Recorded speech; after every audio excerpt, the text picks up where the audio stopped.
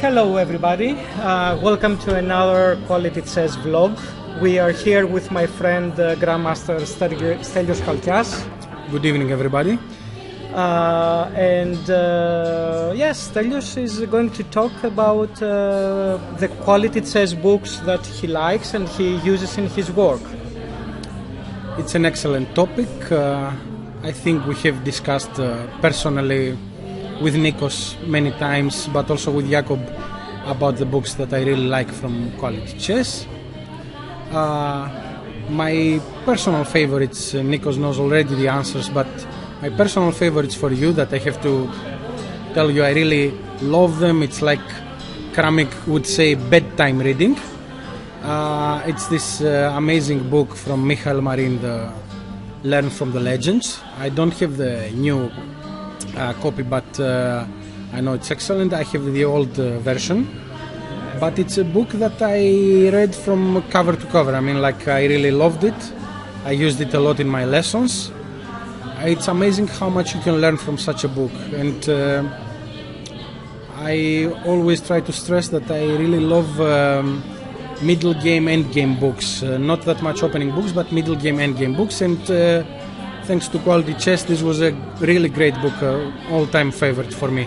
Yeah, the Michael Marin book was voted the book of the decade from our readers, so this is why we have a new edition where Mr. Mueller has updated all the material, helped Marin to rewrite some chapters, and also there's a new chapter about Carlsen. That's amazing. It's a very good extra to have a chapter about Carlsen. I didn't know this, that it's the book of the decade, but I would vote it myself in the same category. I mean, really, it's amazing. I want to tell the readers something that you probably don't know also, that how I used it is that not only reading the book, but I made in a special file my own comments. Of course, with many mistakes, but everybody does this. But really my own comments on many of the end games, that what I can see over the board on the examples that Michael gives. It's a great book, and really I suggest it to everybody. Really we can learn, as the title says, from these excellent chess players, world champions, of course.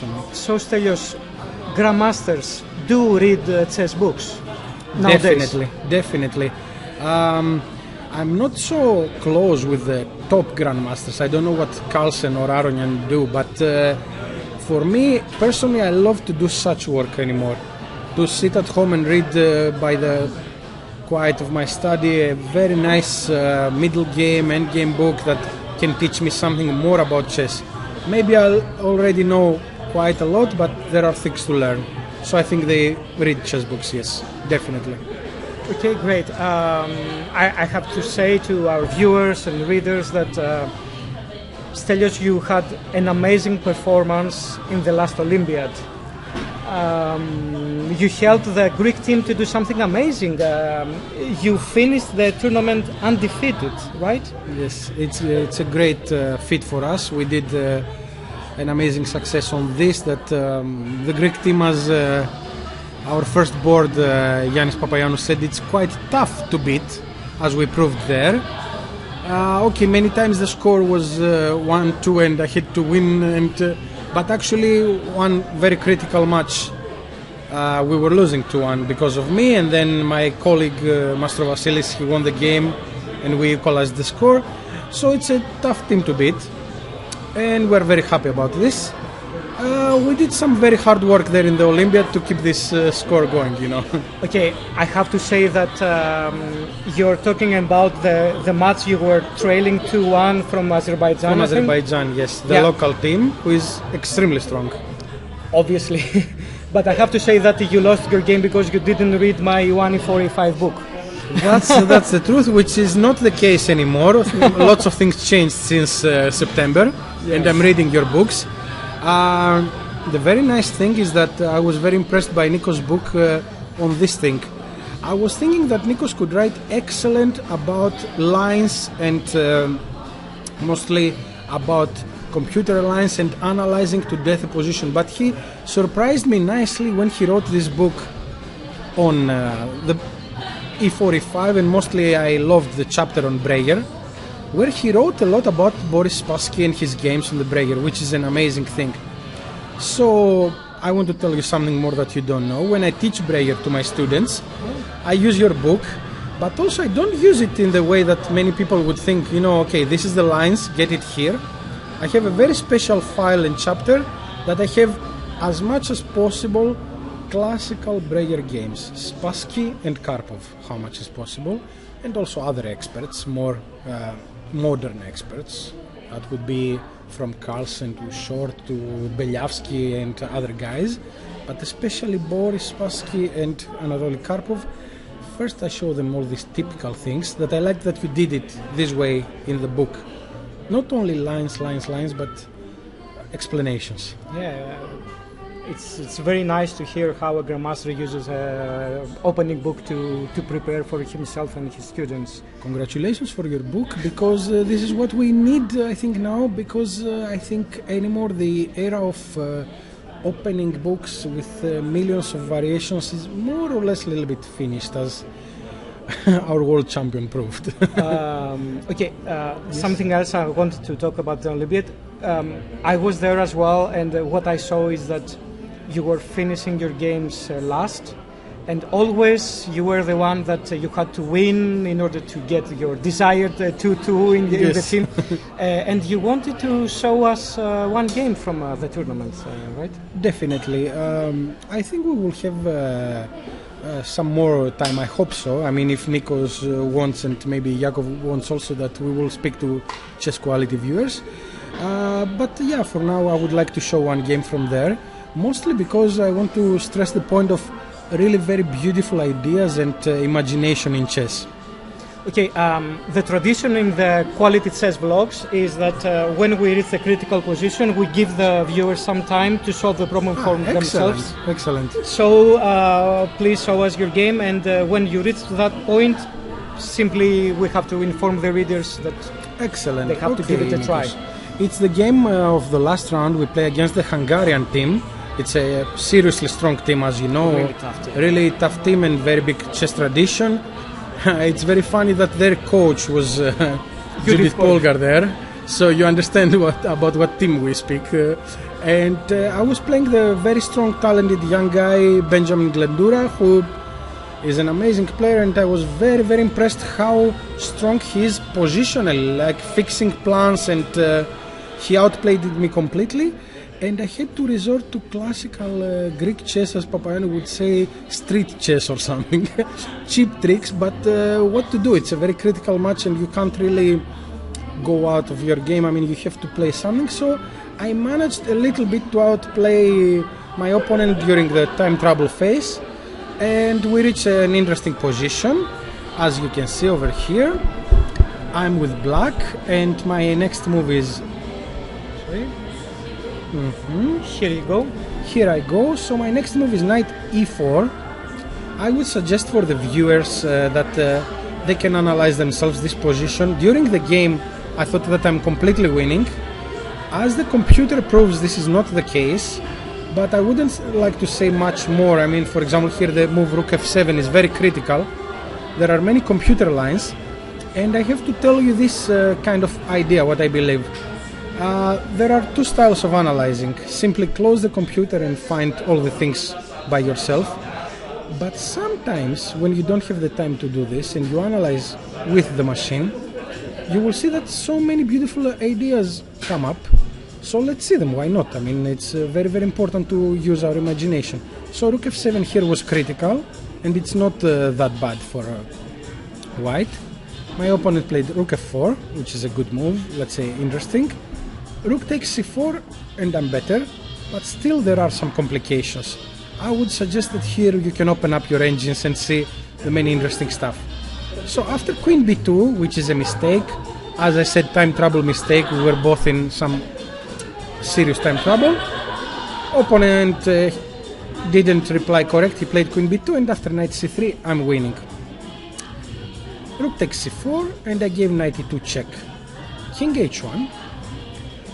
And now, for the sake of, I'm in the time trouble phase and I want to play safe for my team, I played knight d4, which is a good solid move, and I won the game after some moves, black has many pawns for the exchange, and his bishop on c6 is amazing, the rook on e5 is very strong, so I have lots of targets.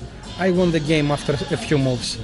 But amazingly, here there is such a beautiful idea that almost I have never seen in my life, so nice tricks. And after the Olympiad, I put it this exercise that I will show now to you, to the great grandmaster and friend of mine, Nigel Short. Okay, Nigel didn't try that hard, of course he would find it very easily, but he didn't try that hard and he didn't find it, it's not that easy. Let's see. Queen a8. I threat the pawn on g2. White must protect the pawn on g2, the only way is rook f2. And a very nice, beautiful move. Bishop takes g2. It's a very concrete line. It's for you to make your tactics much stronger. Everything looks smoothly.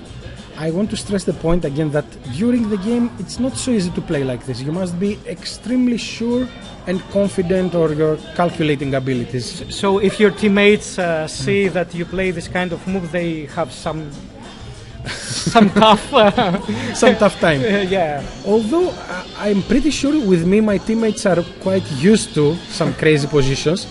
By the way, before the game, we were speaking with my friend Nikos, and he said, look, you must do something crazy today. It's the last round, every day you do it. So we don't want any more positional games. Make a real fight and don't play normal. Play some of your h5, g5. And I listened to him and about on the... You played the h5 here. I played this h5 early in the opening. It's a totally idiotic move. It's a very stupid move. But sometimes you have to cheer them up. You have to to play with team spirit. Actually, it was a very bad move, but what to do? At least everybody was laughing in the team, which is quite okay. So after bishop takes g2, white goes here, and queen f3 threats queen f1 and mate. White cannot protect it in any way except rook c1. And here slowly we reach the position of the exercises, of a very beautiful tactical exercise. By the way, we can say here that I loved this excellent book of Jacob on calculation. I solved it all, and a couple of my students solved it. Okay, not all, but really a lot. And this is an excellent way to prepare for your tournaments, because we have to understand something about the tactics. I mean, anymore. We can't work in openings before the tournament. We will work in our openings, we will be ready, of course. This is the way.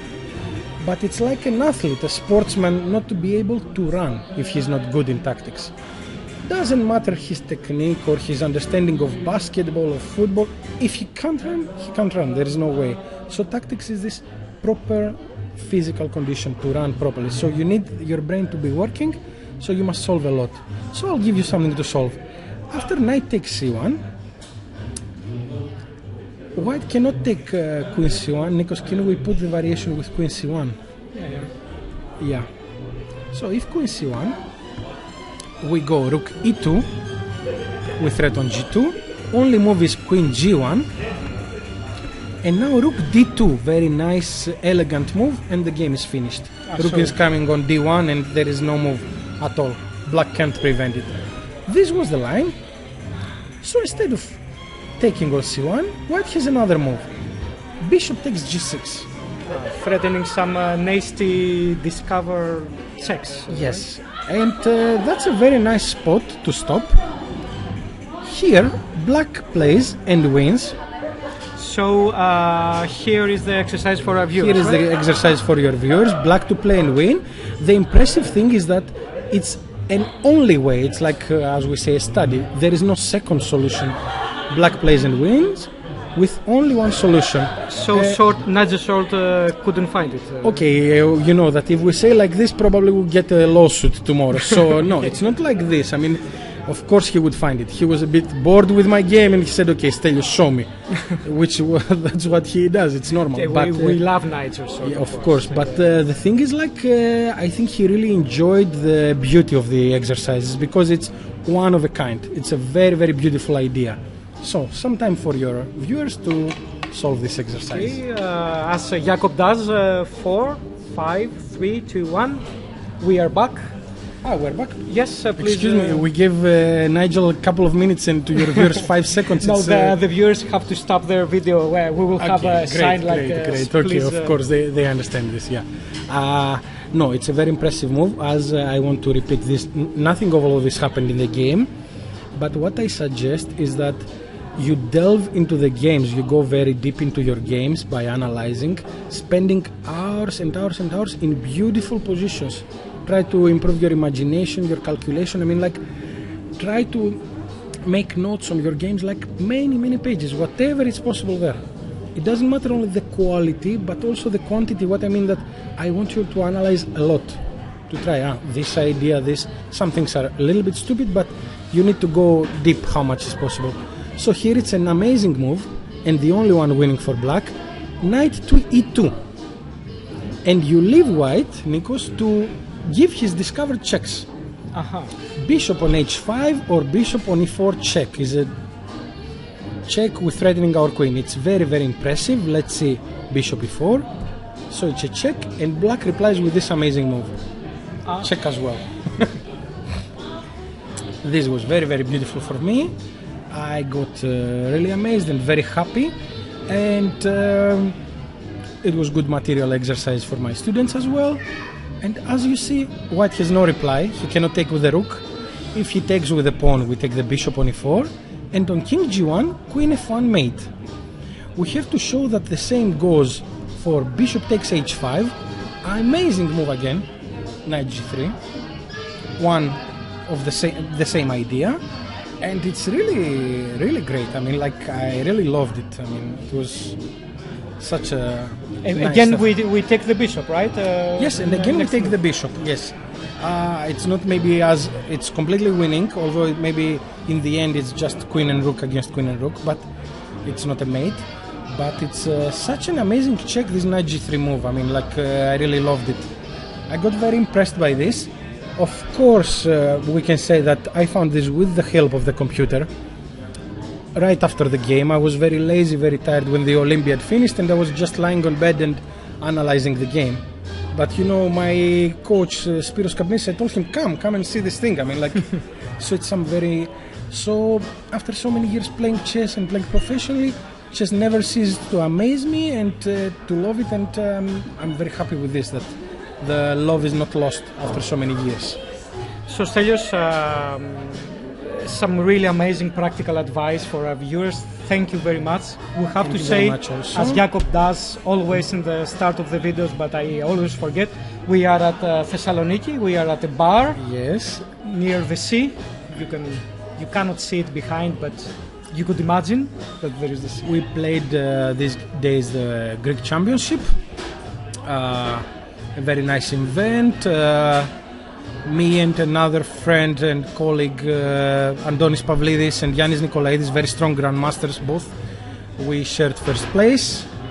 Andonis Pavlidis first place, second me, and Yannis Nikolaidis on third place. Quite decent chess, maybe not amazing, but quite decent chess. So it was a good tournament, and we go on. We try. So you have now Dubai is your next tournament? Dubai, there is the Sarai Open next week, in 10 days, let's say. I'm going with Grandmaster Christodoulos Banikas. We're going there together. And are there any big names playing at Dubai? Do you know of Stratos Grivas. Stratos Grivas. Very big name. And no, of course, I'm sure that very big names play, like Nigel and 2700 guys. Can't remember exactly, but for sure, because what I was amazed that a couple of months before that I entered the tournament, I was number 30. Maybe now I'm number 70. Wow. So quite strong. And players. You're close 2600. We'll have close. To say that, so I think it's a very strong tournament, I believe, to play. So Stelios, we wish you good luck there, and thank you very much for this interview. Nikos, because you're doing so good work, both you and Jakob, and I guess all the team. I don't know them so well as I know you and Jakob. Congratulations, and anytime, it's my pleasure. Thank you very much. Thank you very much. Bye-bye. Bye, guys.